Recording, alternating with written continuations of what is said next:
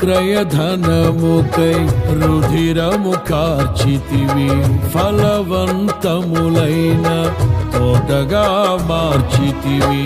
ఫలితము కొరకైన శోధన కలిగినను ప్రతిఫలముగా నాకు ఘనతను నియమించి, ఆశ్చర్యకరమైన ఆదరణ కలిగిల్చి, అన్ని వేళలయందు ఆశ్రయమైనావు.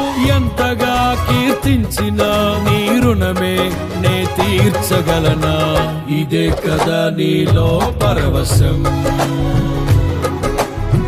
మరువలేని తీయని జ్ఞాపకం. నూతనమైన కృపా